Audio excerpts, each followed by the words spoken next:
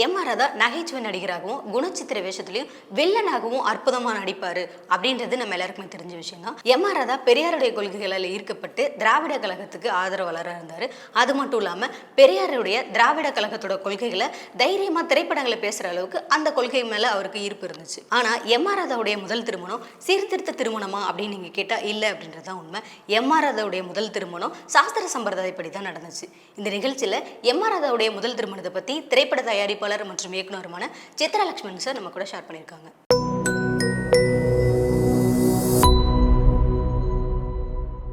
வாழ்நாளின் ஆரம்பம் முதல் இறுதி வரை போராட்டமாகவே அமைந்ததுதான் நடிகவேள் எம்.ஆர். ராதாவுடைய வாழ்க்கை.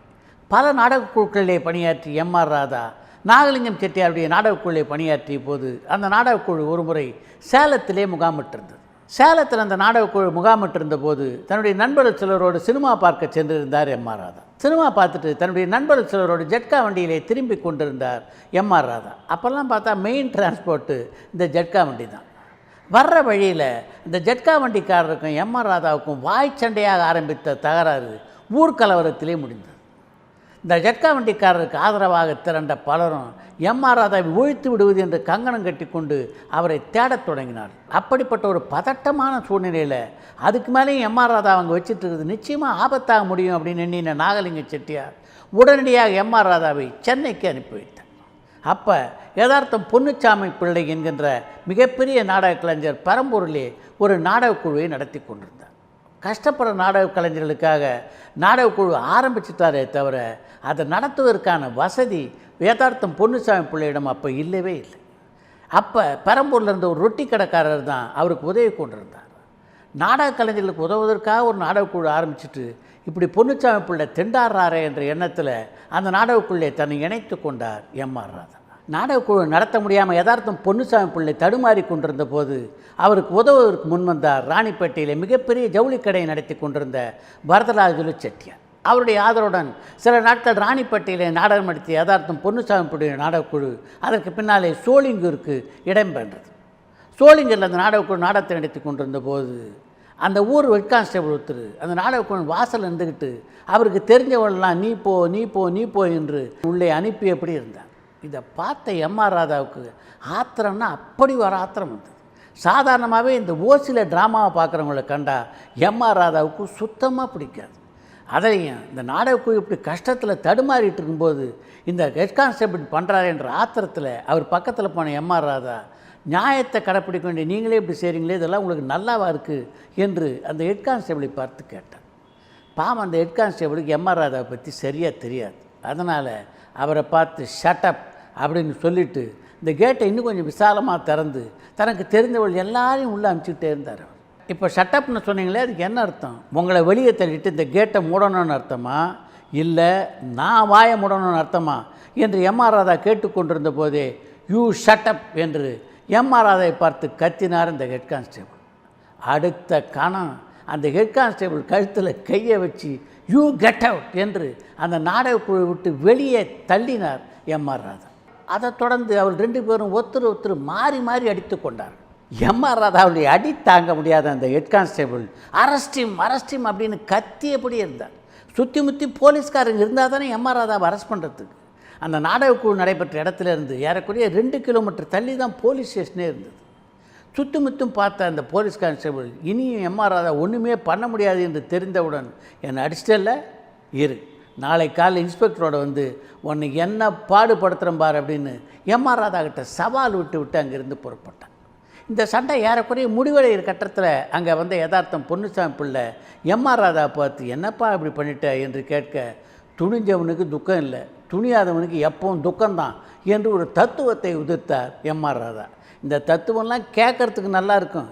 நாளை காத்தால் இந்த ஹெட் கான்ஸ்டேபிள் இன்ஸ்பெக்டரோட வந்து ஒன்னையனே அரெஸ்ட் பண்ணிட்டு போயிடுவானே என்று யதார்த்தம் பிள்ளை சொன்னபோது நீங்கள் ஒன்றும் கவலைப்படாதீங்க, அதுக்கு முன்னதாக நாம் ராணிப்பேட்டைக்கு போய் வரதராஜ செட்டியாரை பார்த்து எல்லா விஷயத்தையும் சொல்லுவோம், அவர் நிச்சயமாக நம்மளை காப்பாற்றுவார் என்றார் எம்.ஆர். ராதா.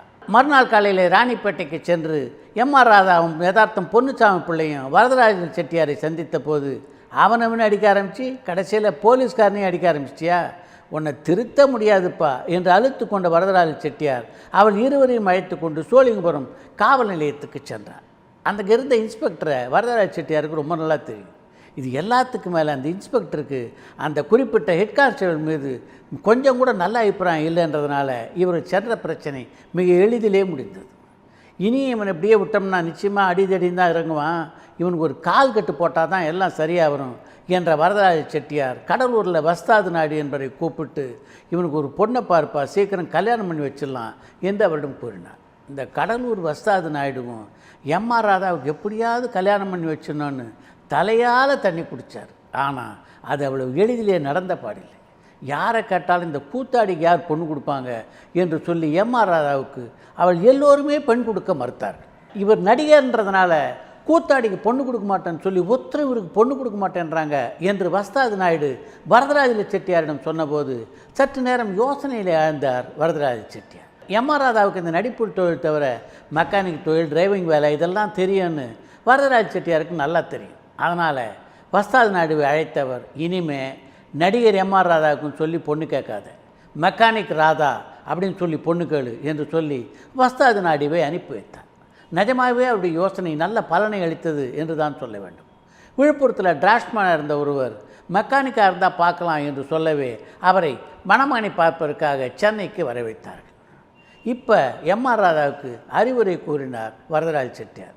பொண்ணு வீட்டிலேருந்து உன்னை பார்க்க வரும்போது மேக்கப்பெல்லாம் பூசி நிற்காத, ஏதாவது ஒரு கார் பக்கத்தில் கையில் ஸ்பேனரோடு நில்லு என்று அவர் சொன்ன அறிவுரைக்கு நல்ல பலன் கிடைத்தது. எம்ஆர் ராதா மெக்கானிக்னு அவருக்கு பெண் கொடுக்க ஒப்புக்கொண்டார் அந்த விழுப்புரத்தை சேர்ந்த டிராஃப்ட்மேன். அந்த மணப்பெண்ணுடைய பெயர் சரஸ்வதி. மணமகளை ஒரு முறை கூட பார்க்காம அந்த திருமணத்திற்கு ஒப்புக்கொண்டார் எம்ஆர் ராதா. அந்த காலகட்டத்தில் எம்ஆர் ராதா பெரியாருடைய சீரிய தொண்டனாக மாறலைன்றதுனால அவருடைய திருமணம் சீர்திருத்த திருமணமாக நடைபெறவில்லை. அதற்கு மாறாக ஐயர்கள் வேதம் போத சாஸ்திர சம்பிரதாயத்தோடு அந்த திருமணம் நடைபெற்றது. மெக்கானிக் வேலை பார்ப்பதாக சொல்லி சரஸ்வதி அம்மாவுடைய கைப்பிடித்த எம்ஆர் ராதா தான் சொன்னதற்கேற்ப நாடகங்கள் நடிக்கிற நேரம் தவிர மெக்கானிக்காகவும் எலக்ட்ரிஷனாகவும் வேலை பார்த்து பொறுப்புள்ள குடும்பத்தலைவனாக அந்த குடும்பத்தை காப்பாற்றினார். அந்த காலகட்டத்தில் நாடகத்தில் ஏதாவது ஒரு காட்சி மிகச்சிறப்பாக அமைந்து விட்டாலோ அல்லது நாடகத்தில் நடிக்கிறவர் யாராவது சரியாக நடிக்கலைன்னாலோ இந்த நாடகத்தை பார்த்துட்ருக்காங்கல்ல அந்த ரசிகர்கள் சும்மா இருக்க மாட்டாங்க. ஒன்ஸ் மோர்னு கத்தி கலாட்டா செய்ய ஆரம்பித்து விடுவார்கள். அந்த நாடக குழுவினரும் வேறு வழி இல்லாமல் திரும்ப அந்த காட்சியை நடிப்பார்கள். இது சர்வசாதாரணமாக நடந்து கொண்டிருந்த ஒரு விஷயம். எம்ஆர் ராதா நடித்து கொண்டிருந்த ஒரு நாடகத்திலும் இப்படி ஒரு நாள் ரசிகர் ஒருவர் எழுந்து சத்தம் போட்டார். அவரை தொடர்ந்து பல ரசிகர்கள் அவருடன் சேர்ந்து கொண்டார். உடனே அந்த காட்சியை திரும்ப எம்ஆர் ராதா நடிக்க தயாராகலை. மைக்கு முன்னாடி வந்தார். நாங்கள் நாடகத்தில் நடத்தி முடித்த பிறகு நீங்கள் திருப்பி ஒன்ஸ் மோர்னு கத்துவீங்க, நாங்கள் திரும்ப நாடகத்தை நடத்தணுமா, அதுக்கெல்லாம் வேற ஆளை பாருங்கள் என்று அவர் சத்தம் போட அந்த கூட்டம் என்ன பண்ணுறதுன்னு தெரியாமல் முழித்தது. அப்போ யதார்த்தம் பொன்னுசாமி பிள்ளைங்க வந்தார். எம்ஆர் ராதா அப்படி பேசினது அவருக்கு சுத்தமாக பிடிக்கல. அதுவும் குறிப்பாக ரசிகர்களை கண்டித்து எம்ஆர் ராதா அப்படி பேசினது அவருக்கு பிடிக்காததுனால எம்ஆர் ராதாவை கண்டித்தார். யதார்த்தம் பொன்னுசாமி பிள்ளை தன்னை கண்டித்தது பிடிக்கலை எம்ஆர் ராதா. அதனால் அவள் இருவரும் பிரிய நேரிட்டது. மன வருத்தம் காரணமாக யதார்த்தம் பொன்னுசாமி பிள்ளையிடமிருந்து பிரிந்த M R Radha T R Mahalingam, T R Ramachandran ஆகியோரோடு சேர்ந்து நாடகங்களை நடத்த தொடங்கினார். கோலாரில் அவருடைய நாடகம் நடைபெற்று கொண்டிருந்த போது ராஜசேகரன் என்கின்ற சினிமாவில் நடிக்கக்கூடிய வாய்ப்பு எம்ஆர் ராதாவை தேடி வந்தது. ராஜசேகரன் படத்தை பொறுத்த வரைக்கும் அது சண்டை காட்சிகள் நிறைந்த படம். அப்போது மேடைகளில் சண்டை காட்சியில் மிகச்சிறப்பாக நடித்து கொண்டிருந்த ஒரே கலைஞராக எம்ஆர் ராதா இருந்தார். அவர் நடித்த பல காட்சிகளை அந்த தயாரிப்பாளர் பார்த்துருந்த காரணத்தினால அந்த ராஜசேகரன் படத்திலே வில்லனாக நடிப்பதற்கு எம்ஆர் ராதாவை அவர் தேர்ந்தெடுத்தனர்.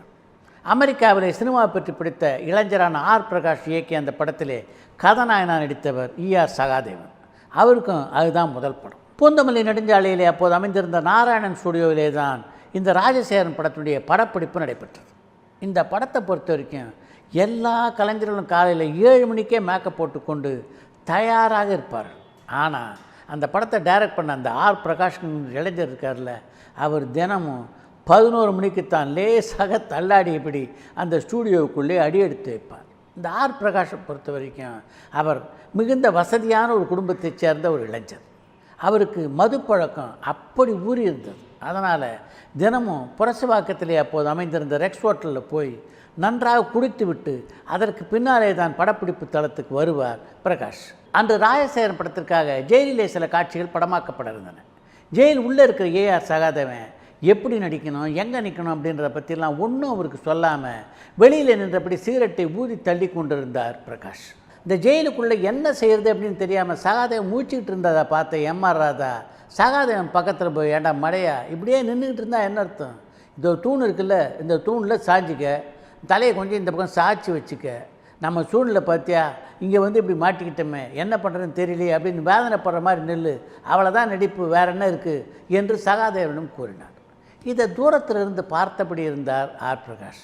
ஏற்கனவே போதையினுடைய தாக்கத்தில் வேறு இருந்ததுனால அவருக்குள்ளே ஆத்திரம் பீரிடத் தொடங்கியது. எம்ஆர் ராதாவின் அருகிலே வந்தவர், இந்த படத்துக்கு நான் டைரக்டரா இல்லை நீ டைரக்டரா என்று எம்ஆர் ராதாவை பார்த்து கேட்டார். நீங்கள் தான் டைரக்டரு, அது எனக்கு எந்த சந்தேகமும் இல்லை, ஆனால் உங்களுக்கே அப்படி ஒரு சந்தேகம் வந்தது என்று சிரித்தபடி பிரகாஷை பார்த்து கேட்டார் எம்ஆர் ராதா. அவர் அப்படி கேட்டதை பிரகாஷ் ஒரு துளி கூட ரசிக்கவில்லை. எம்ஆர் ராதா அப்படி சொன்ன உடனே, அப்படியா, இருட்டும், உன்னை எப்படி கவனிக்கணுமோ அப்படி நான் கவனிச்சுக்கிறேன் என்று எம்ஆர் ராதாவிடம் சொன்னார் பிரகாஷ். நல்லா கவனிச்சிங்க என்று பதிலளித்தார் எம்ஆர் ராதா. தான் விளையாட்டாக சொன்னதை அந்த டைரக்டர் அப்படி மனசில் வச்சுட்டு தன்னை பழிய வாங்குவார்னு எம்ஆர் ராதா கனவுலையும் நினைக்கல.